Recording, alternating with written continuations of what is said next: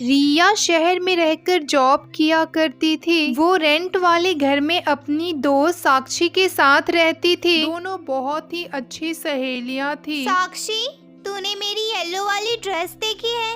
मैं कब से ढूंढ रही हूँ। आज मुझे ऑफिस पहनकर जाना था। वो रिया, मैंने ना कल तेरी येलो वाली ड्रेस पहन ली थी।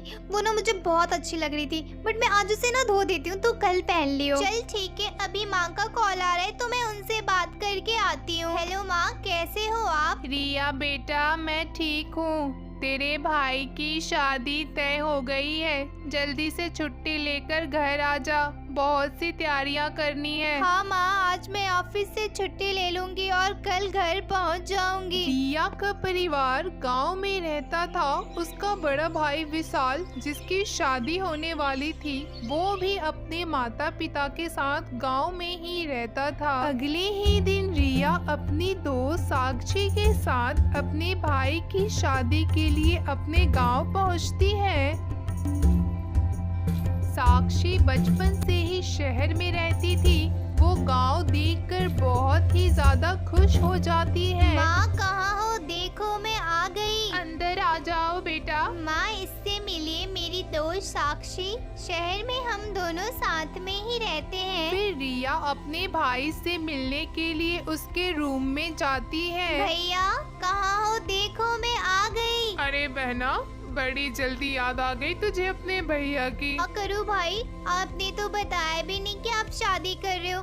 भैया इससे मिलो, ये मेरी दोस्त साक्षी है। हेलो जी, आपका स्वागत है। Thank you so much. फिर शादी की तैयारी धूमधाम से होने लगती है और बहुत ही जल्द शादी भी हो जाती है। विशाल अपनी दुल्हन रागनी के साथ आता है। दुल्हन दिखने में बहुत ही ज्यादा सुंदर थी। अगले दिन दुल्हन ने नाश्ते में सबके लिए अच्छे अच्छे पकवान बनाए, जो बहुत ही ज्यादा स्वादिष्ट था।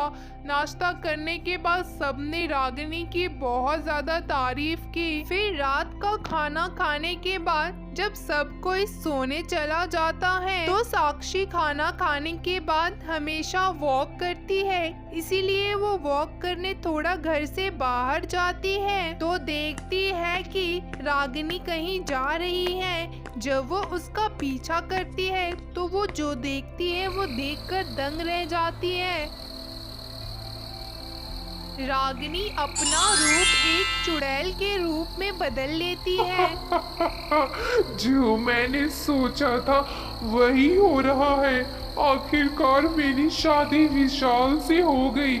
अब मैं सबको मार के विशाल के साथ हमेशा के लिए रहूंगी और अपने वंश को भी बढ़ाऊंगी। वो चुड़ैल विशाल से प्यार करने लगी थी और उसी के साथ पूरा जीवन रहने के सपने देखने लगी थी। साक्षी ये सब देखकर डर जाती है और वो घर की तरफ भागती है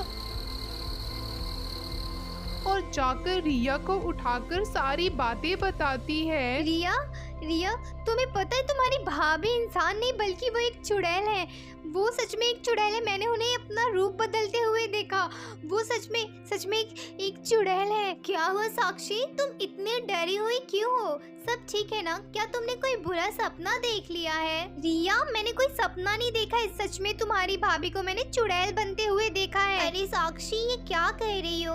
ऐसा कुछ भी नहीं है। तुम गांव में पहली बार आई हो ना, इसीलिए तुम्हें ऐसा लग रहा है। अरे रिया, तुम मुझ पे क्यों नहीं विश्वास कर रही हो? मैं सच बोल रही हूँ। अरे साक्षी, चलो मैं तुम्हें दिखाती हूँ। वो देखो, भैया भाभी दोनों सो रहे हैं। लगता है तुम्हें कोई गलत फहमी हुई है। चलो अब हम भी सो जाते हैं, बहुत रात हो गई है। फिर वो दोनों अपने रूम में जाकर सो जाती हैं। अगली सुबह जब साक्षी रागिनी को देखती है, तो रागिनी उसे एक भयंकर नजरों से देखती है, मानो रागिनी ने उस दिन साक्षी को देख लिया था। साक्षी थोड़ा डर जाती है रागिनी के ऐसे व्यवहार से। मैं नहीं डरती किसी चुड़ैल से।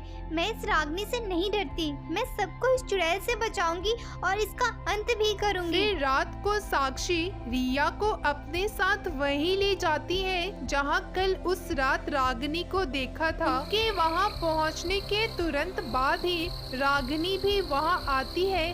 जिसे देखकर रिया शॉक हो जाती है। फिर रागिनी अपना रूप बदलती है।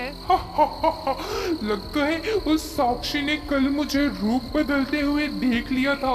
उसे मुझे अब मारना ही होगा, नहीं तो वो मेरी सच्चाई सबको बता देगी। फिर रिया और साक्षी वहाँ से घर आती हैं और ये बात वो सबको बता देती हैं। सारे मिलकर प्लान बनाते हैं कि इससे कैसे बचा जाए। फिर साक्षी को एक आइडिया आता है। अगले दिन रात को साक्षी एक मुर्गा लाती है और एक बाबा से वो भभूत लेकर आई थी, जिसे वो उस मुर्गे के अंदर डाल देती है। फिर ले जाकर वहीं रख देती है जहाँ रागिनी हमेशा रात को जाती है। रागिनी के तुरंत जाने के बाद ही घर वाले भी उसके पीछे पीछे आते हैं। जब रागिनी अपने सामने एक मुर्गा देखती है तो उससे रहा नहीं जाता और वो कच्चा ही मुर्गा खाने लगती है। इसे देखकर सारे घर वाले तो डर ही जाते हैं। मुर्गा खाते ही चुड़ैल के शरीर में आग लगने लगती है। ये मेरे साथ क्या हो रहा है? मेरे शरीर में आग लग रही है। अरे ये मेरे साथ क्या हो रहा है? तुम लोगों ने मेरे साथ अच्छा नहीं किया। मैं किसी को नहीं छोड़ूंगी, मैं सबको मार दूंगी। और वो देखते ही देखते राख में बदल जाती है। फिर सारे बहुत खुश होते हैं और वो साक्षी की बहुत तारीफ करते हैं और उसका शुक्रिया करते हैं, क्योंकि उसने उन सबको एक भयंकर चुड़ैल से बचाया था। अगर आपको भी हमारी वीडियो अच्छी लगी हो तो जल्दी से वीडियो को लाइक और हमारे चैनल को सब्सक्राइब कर देना।